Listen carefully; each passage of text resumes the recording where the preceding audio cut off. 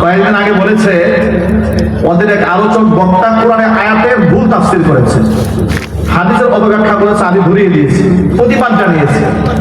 এমনকি আমাদের কলিজার টুকরা উম্মুল মুমিনিন মা খাদিজাতুল কুবরা রাদিয়াল্লাহু তাআলা আনহার ব্যাপারে অসঙ্গতিপূর্ণ কথাবার্তা বলেছে, আমি প্রতিবাদ জানিয়েছি।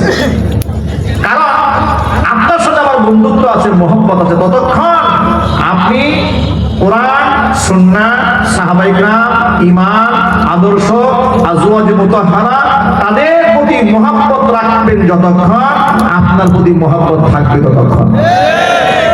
আপনি যদি আমার রাসূলকে আঘাত দেন, ধরেন আপনার সাথে আমার খুব খাতির, বিশাল বন্ধুত্ব, কিন্তু আপনি মা খাদিজাতুল কুবরা রাদিয়াল্লাহু তাআলা আনহার ব্যাপারে এমন এক উদ্ভট কথা বললেন, জীবনেও পর্দায় থাকে নাই, জীবনেও নামাজ পড়ে নাই, জীবনেও যাকাত দেয় নাই, এইরকম তুচ্ছ তাচ্ছিল্য করে যদি কেউ আমার মা খাদিজাতুল কুবরাকে কথা বলে, মহব্বত আর থাকে ভাই? আর চিল্লাই বলেন, বিরাট কষ্ট লাগে মনে। তো আমরা কয়েকজন প্রতিবাদ জানিয়েছি। প্রতিবাদ জানাবার পরে 1990 সালের ডেট এক্সপায়ার এক পাগলা আছে, ওয়াজের মাঠে যত প্রকারের মিথ্যা, চাঁদাবাজি, গাল গল্প এগুলো বলে, আর এগুলো সোশ্যাল মিডিয়াতে ভাইরাল হয়, লোকেরা খালি হাসাহাসি করে। এই 1990 সালে ম্যাচ খেলেছে, অক্সফোর্ডের শিক্ষক ছিল, কত প্রকার মিথ্যা যে বলে, এটা আল্লাহ ছাড়া কেউ জানে না। গতকালকে সে কি বলেছে শোনেন, সে বলেছে তাদের যে বক্তার বিরুদ্ধে আমরা কথাবার্তা বলেছি কোরআন সুন্নাহর ব্যাপারে, আমরা তো ব্যক্তিগত আক্রোশ নিয়ে কাউকে কথা বলি নাই, তাদের ব্যক্তিগত আঘাত করি নাই। ইসলামের যে অংশে, যে আদর্শে ভুল করেছে, যে পয়েন্টে ভুল করেছে, পয়েন্ট আমরা ফাইন্ড আউট করেছি। সে বলে আমার অমুক বক্তার বিরুদ্ধে যে কথা বলবে তার জিহ্বা টেনে ছিঁড়ে ফেলা হবে। কথা বুঝতে পেরেছেন? মানে আমার দলীয় হুজুরের বিরুদ্ধে কথা বলে জিহ্বা টেনে ছিঁড়ে ফেলা হবে, কিন্তু সাহাবীদের বিরুদ্ধে কথা বললে কোনো প্রতিবাদ করা হবে না। তাদের কাছে সাহাবীদের কাছে তাদের দলের আলেমদের বক্তব্য বেড়ে গেছে, কথা বলতে হবে, ঠিক কিনা বলেন? কথা ঠিক না ব্যাটিক জোরে বলতে হবে। ডেট এক্সপায়ার ওই মালকে বলবো, বলেন উনি হচ্ছেন সেই তারেক মনোয়ার। প্রতিদিন প্রতিনিয়ত স্টেজে বসে আবুল তাবুল বকওয়াস করে, আমরা এগুলোর প্রশ্নের সম্মুখীন হই, নানা বাজে কথাবার্তা বলে। কিন্তু আমার প্রশ্ন হচ্ছে, এই যে গোটা বাংলাদেশের মধ্যে বর্তমানে ইসকন যে ঝামেলাটা তৈরি করছে, মুসলমানদের শত্রু, স্বাধীনতার শত্রু, ইসলামের শত্রু, আমাদের রাষ্ট্রের শত্রু ইসকন। কথা ঠিক কিনা? একজন আলেমকে গুম করে গাজীপুর থেকে সেই কোথায় বন্ধ করে নিয়ে গেল, উলঙ্গ করে ফেলে রাখলো। আচ্ছা, এত বড় ঘটনা দেখার পরে কোন মুসলমানের কলিজা মানে? এটা যদি বলেন তো।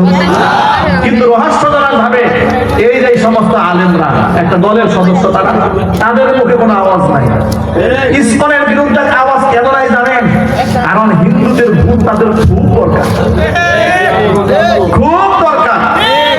আমি ভালো করে শোনেন, মনে রাখবেন, এটা মুসলমানদের দেশ, এটা কোরআন সুন্নাহর বাংলাদেশ হবে ইনশাআল্লাহ। চিৎকার দিয়ে বলে ঠিক কিনা বলেন? ইসলামের স্বার্থে আঘাত দিয়ে আপনি কোন মুশরিকের সাথে প্রেম করবেন, আর এই দেশের লোকেরা আপনাকে ভোট দেবে। আমি আপনাদেরকে ছোট্ট একটা এক্সাম্পল দেই। ছোটবেলা আপনারা লুডু খেলছেন? লুডু, লুডু খেলার পেছনে এখনো খেলেন? এগুলো কেন খেলেন? এগুলো খেলা ঠিক নয়, এগুলো বই ধরা, এগুলো খেলবেন না। ছোটবেলা আমার না বুঝে খেলছি, ঠিক কিনা বলেন? তো লুডো খেলার পেছনে ছেড়ে দেখবেন সাপ খেলা আছে, ঠিক না? সে সাপ খেলার মধ্যে যদি বই পাওয়া যায়, মুহূর্তে লাভ দিয়ে উপরে যাওয়া যায়, আর সাপের মুখে বললে একেবারে নিচে। এই দলের অবস্থা তাই হয়েছে। এরা বিগত স্বৈরাচারের আমলে অনেক মাজলুম হয়েছে, এদের বহু নেতা কর্মী মাজলুম হয়ে ফাঁকির কাছে ঝুলেছে। আল্লাহর কসম, মাজলুম ছিল বিদায় আমি মাহফিলে পর্যন্ত তাদের পক্ষে কথা বলেছি, কারণ তাদের অসংখ্য ব্যক্তিকে বিনা অপরাধে বছরের পর বছর কারাগারে আটকে রাখা হয়েছে। শহীদ মাওলানা দিলবর সাঈদী রাহমাতুল্লাহি আলাইহি শুধু জামাতের একক সম্পদ ছিলেন না, তিনি গোটা মুসলিম উম্মার সম্পদ ছিলেন। কথা বলে ঠিক না? সেই হিসাবে আমরা তার জন্য দোয়া করি, তার জন্য দোয়া করেছি। আর তার রেখে দেওয়া আমারও সেই মাজলুম দলটি স্বৈরাচারের পতন হওয়ার পরে অবস্থা কি হয়েছে? এরা রোজার পূজা একবারই দিয়েছে, এরা দলে দলে পূজায় যাচ্ছে, গত পূজায় গিয়েছে। আমরা প্রতিবাদ জানিয়েছি, এই জন্য আমাদের বলে আমি আমাদেরকে আওয়ামী লীগের দালাল। কথা বুঝতে পেরেছেন অবস্থাটা কোন পর্যায়ে দাঁড়িয়েছে? এদের জন্য স্বৈরাচারের আমলে দোয়া করে জেল খেটেছে, আবার এদের অন্যায় প্রতিবাদ করার কারণে বলে দালাল। আপনাদেরকে স্পষ্ট ভাষায় জানিয়ে দেই, আল্লাহর দ্বীনকে মহব্বত করি, আল্লাহর কোরআনকে মহব্বত করি, আল্লাহ রসুলকে মহব্বত করি, আপনাদেরকেও ভালোবাসি দ্বীনের জন্য। আপনাদের মহব্বত থাকবে ততক্ষণ, আপনার দ্বীনের আদর্শকে আঘাত করবেন না যতক্ষণ। আপনারা যদি আমার দ্বীনের মূলে আঘাত করেন, মহব্বত রাখবো কি দিয়ে? মহব্বত থাকবে কি করে? ওদের এই মাজলুম হওয়ার কারণে ওই যে লুডু খেলা মই বেয়ে অনেক উপরে চলে গেছিল, কিন্তু এই পূজায় গিয়ে সাপের মুখে পড়ছে। কথা বলে না, এই পূজায় গিয়ে সাপের মুখে পড়ে একদম নিচে আসছে। ওরা তো মনে করেছিল যে 5% হিন্দুদের ভোটে আমরা ক্ষমতায় চলে যাব। ওরা 5% হিন্দুদের ভোট কামাই দিয়ে 50% মুসলমানের ভোট খোয়াইছে। একদম পরিষ্কার বার্তা। রহস্যজনক ভাবে তাদের এই পূজায় অংশগ্রহণ করাটাকে তাদের দলের অনেক আলেমরা ব্যাখ্যা করে জায়েজ বানাবার চেষ্টা করেছে। আবার অনেক আলেম চুপ থাকছে, চুপচাপ যে কোনো মতে পাস হয়ে যাই না, একটু আমরা পাস হওয়ার সুযোগ দেই না, কারণ আমরা আওয়ামী লীগের আমলে কথা বলেছি, বিএনপির বিরুদ্ধে কথাবার্তা বলেছি। ফখরুল ইসলাম আলমগীর যখন বলেছে শরিয়া আইন বিশ্বাস করি না, তখন আমি বলেছি সে মুরতাদ হয়ে গেছে, তার তওবা জরুরি। ফখরুল ইসলাম আলমগীর সাহেব শরিয়া বিরোধী কথা বললে, তার বিরুদ্ধে কথা বললে আমরা হয়ে যাই বীর পুরুষ, আর তোমরা পূজায় গেলে তোমাদের বিরুদ্ধে কথা বললে আমরা হয়ে যাই দালাল। এই ভণ্ডামি বাংলাদেশে চলবে না। কথা ঠিক না ঠিক বলেন? এই ভণ্ডামি চলবে না। বরং শরিয়া বিরোধী কাজ যা করবে ভাঙা জবাব দিতে হবে। আপনারা প্রস্তুত আছেন কি? আমি দুহাত দেখতে যাচ্ছি। মুসলমানেরা ওরা সাপের মুখে পড়েছে, বুঝতে পারছে না। আবার অহংকার করে অনেকে বলে হুজুরদের ফতোয়া দিয়ে আমরা রাজনীতি করি না। তাদেরকে বলবো আল্লাহর ওয়াস্তে অহংকার একটু কমান, অহংকার কমান।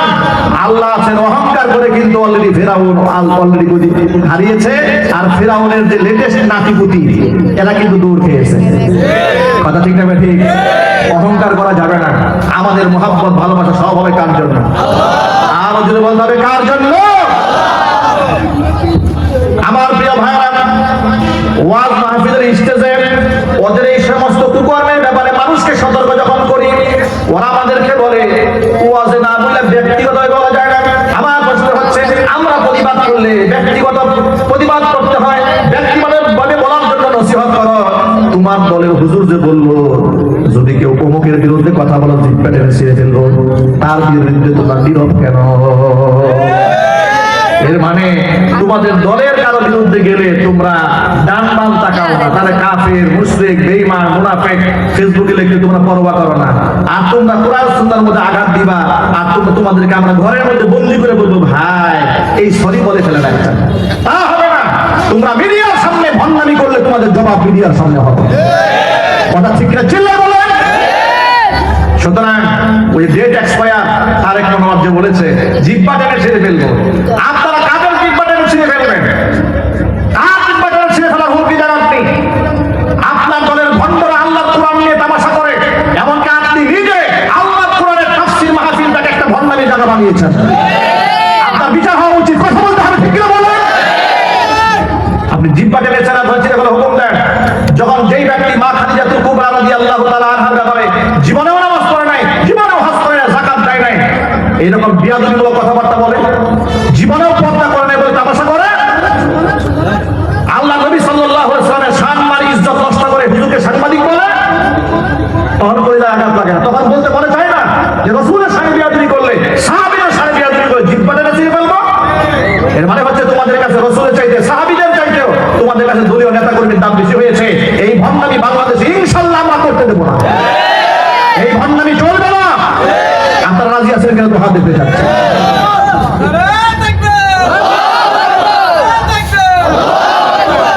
আল্লাহ পাক আমাদেরকে বুঝার তৌফিক দান করেন। প্রিয় ভাইরা, আমার বড় কথায় ফিরে আসি। যে কথা বলতে চেয়েছিলাম সেটা হলো, আমলের মধ্যে যদি কোনো ত্রুটি থাকে তাহলে আল্লাহ তাআলা হয়তো আমাদেরকে ক্ষমা করে দেবেন, কিন্তু যদি ঈমানের মধ্যে ভেজাল থাকে তাহলে কিন্তু আল্লাহর দরবারে আটকায় যাবে। এই জন্য ঈমানের মধ্যে কোনো ভেজাল রাখা যাবে না।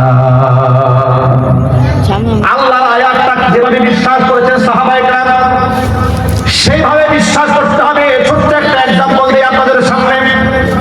কোরআন মাজিদে সূরাতুল হুজুরাতের 2 নম্বর আয়াত নাযিল হয়ে গেল, ইয়া আইয়ুহাল্লাযীনা আমানু লা তারফাউ আসওয়াতাকুম ফাওকা সাওতিন নাবী ওয়া লা তাজহারু লাহু বিল কওল ولا تجهروا له بالقول كجهر بعضكم لبعض أن تحبط أعمالكم وأنتم لا تشعرون হে ইমানদারগণ লা তারফাউ আসওয়াতাকুম ফাওকা সাওতিন নাবী, তোমরা তোমাদের কণ্ঠের আওয়াজ নবীর কণ্ঠের আওয়াজের উপরে উঁচু করবে না। ওয়ালা তাজহারু লাহু বিল কওলি কাজাহরি বাউদিকুম লিবাউদিন, একে অপরের সাথে চিৎকার সরগোল করে যেভাবে কথাবার্তা বলো নবীর সামনে সরগোল করা যাবে না। যদি এটা করো তাহলে কি হবে? কেন করবে না? শোনো, আনতা হাবাতু আমালুকুম ওয়া আনতুম লা তাশউরুন, তোমাদের অজান্তেই তোমাদের সমস্ত আমলনামা বরবাদ হয়ে যাবে।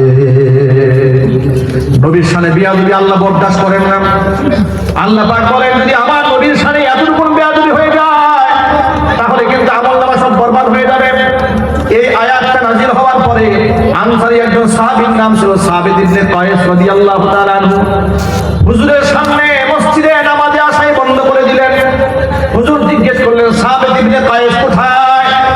সাদ বিন মুআজ রাদিয়াল্লাহু তাআলা আনহু দাঁড়িয়ে বললেন, নবীজি আমি তার বাড়ি চিনি, তার খোঁজ খবর আমি জানি।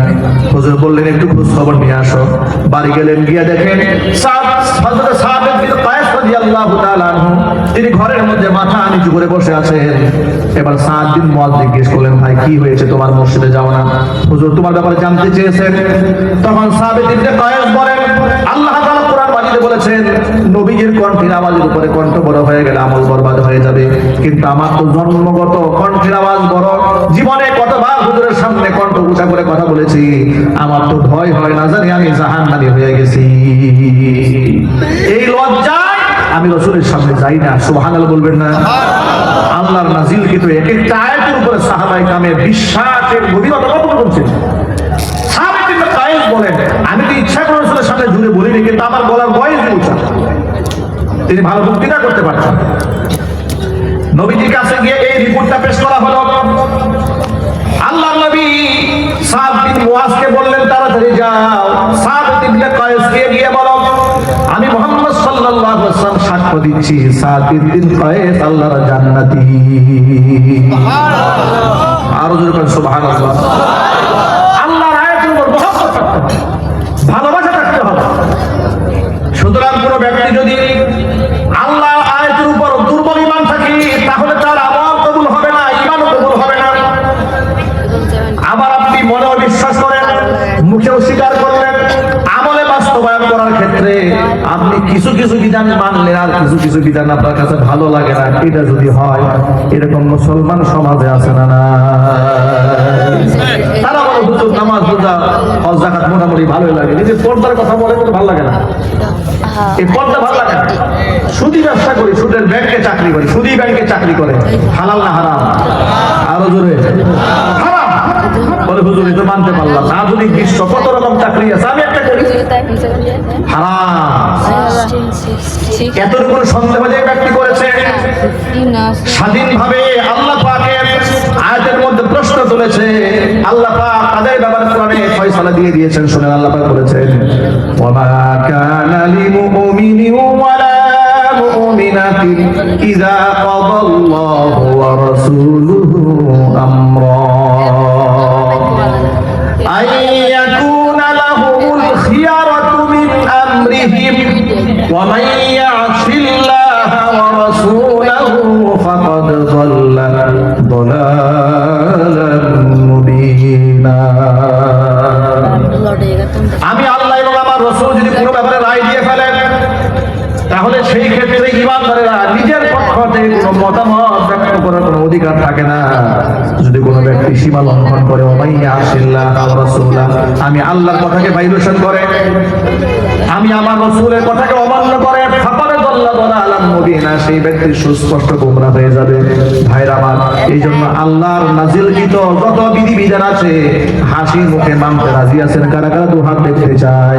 আল্লাহ যেন কবুল করে নেন, জোরে জোরে কথা আমিন।